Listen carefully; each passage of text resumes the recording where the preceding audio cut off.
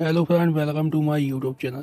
आज मैं आपको बताने वाला हूँ कौन थी सबरी, भगवान राम ने क्यों खाए थे झूठे पेड़। जानिए पूरी कहानी। वीडियो को जानने के लिए वीडियो के अंत तक बने रहें। सबरी का जिक्र तो आपने रामायण के दौरान सुना, जाना और पढ़ा ही होगा। आइए जानते हैं उनके बारे में विस्तार से। सबरी श्री राम की परम भक्त थी, जिन्होंने श्री राम को अपने झूठे पेड़ खिलाए थे। सबरी का असली नाम श्रवणा था।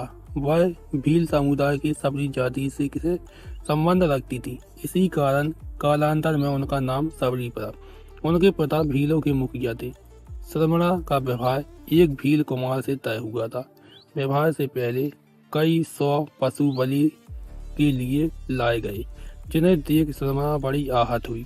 यह एक ऐसी परंपरा, ना जाने कितने बेजुबान और निर्दोष जानवरों की हत्या की जाएगी। इस कारण सबरी विवाह से एक दिन पूर्व भाग गई और दंडकारण्य वन पहुंच गई।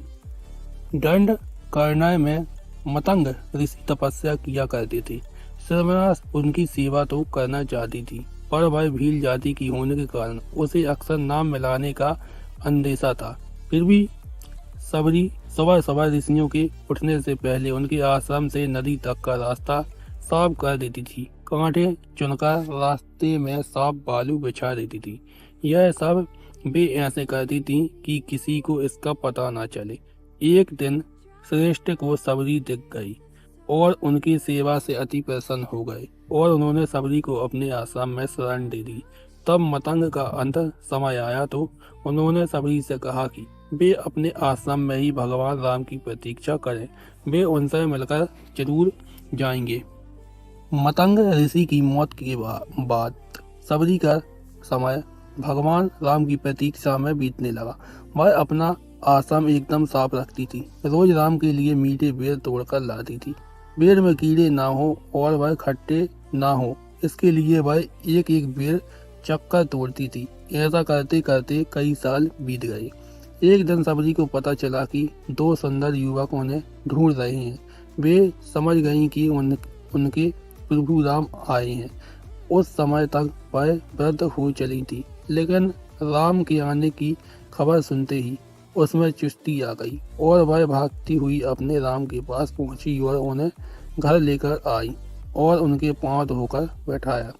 अपने तोड़े हुए मीठे बेर राम को दिए। राम ने बड़े प्रेम से बेर खाए और लक्ष्मण को भी खाने को कहा।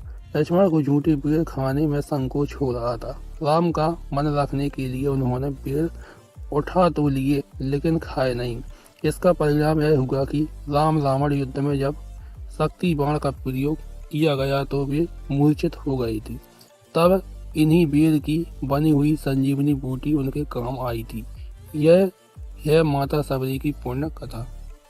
इनमें माँ सबरी का प्यार है। इसके बाद सबरी ने भगवान राम से देह त्याग की इच्छा जताई। राम ने आशीर्वाद दिया और सबरी ने उनके सामने ही अपना देह त्याग दिया।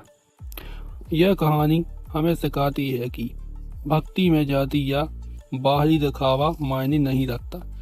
सच्ची श्रद्धा, धैर्य और निस्वार्थ सेवा ही ईश्वर तक पहुंचने का मार्ग है। अगर आपको मेरा वीडियो अच्छा लगा हो तो वीडियो को लाइक कीजिए, चैनल को सब्सक्राइब कीजिए और वीडियो को ज़्यादा से ज़्यादा शेयर कीजिए।